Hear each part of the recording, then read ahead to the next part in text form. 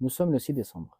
Le 6 décembre 1961 décédait un homme qui a, pour la justice, été capable d'aller jusqu'au bout de ses convictions.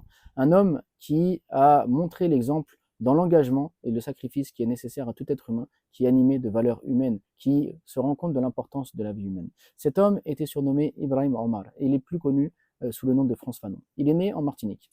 Il a fait des études de médecine. Il est devenu psychiatre et il a été envoyé par la France en Algérie, donc exactement dans l'hôpital de Blida, afin donc d'exercer comme psychiatre. Alors l'Algérie à ce moment-là était colonisée par la France et il a commencé à découvrir comment est-ce que la colonisation déshumanisait les êtres humains, comment est-ce que la colonisation aliénait les musulmans. Il a voulu, à son petit niveau, trouver des solutions justement pour ces patients musulmans. Il a mis en place des mosquées, il a mis en place des cafés afin de créer des lieux de sociabilisation. Mais il a bien compris que c'était un système entier qui cherchait à détruire l'homme. C'était un système entier qui cherchait à aliéner les musulmans et à complètement les déshumaniser. Alors il a essayé à son niveau de changer les choses, mais il s'est rendu compte que cela était impossible. Il a écrit une lettre de démission, une lettre qu'il faut absolument lire afin de se rendre compte du haut caractère de justice et de sa véritable prise de conscience de la problématique de la colonisation. Il a d'ailleurs écrit de nombreux livres, comme Les damnés de la terre, qui a été interdit, qui a été censuré. Les policiers rentraient dans les librairies qui commercialisaient le livre afin, le jour donc de sa sortie, de les retirer des rayons. Donc c'est vraiment un homme qui a bouleversé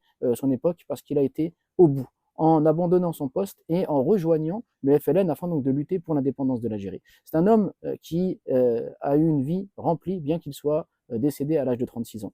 Et surtout une vie remplie de justice et où il a analysé, il a donné des mots sur les mots que vivaient les peuples colonisés. Il a été capable donc d'abandonner la situation dans laquelle il était pour aller rejoindre les plus faibles et ça nous donne donc vraiment à nous-mêmes la notion de sacrifice, la notion de justice. Et en lisant ces textes, on a alors des explications très savantes de phénomènes que l'on voit mais qu'on ne sait pas forcément décrypter, comme l'aliénation, comme la déshumanisation, comme la gravité de la colonisation et surtout ce que ça impacte, enfin la manière dont ça impacte directement les individus. Donc vraiment, il faut lire Frantz Fanon dans le texte, mais on peut également lire donc, des livres qui vont nous parler de lui et de son parcours. À titre d'exemple, ce livre qui reprend donc des grandes figures arabo-musulmanes et donc dans laquelle figure Frantz Fanon, bien qu'il était martiniquais, mais il mérite tout à fait sa place parce que justement il a été au bout du sacrifice en rejoignant donc ses frères de lutte et en participant à la lutte pour l'indépendance de l'Algérie, mais surtout à la lutte de la dénonciation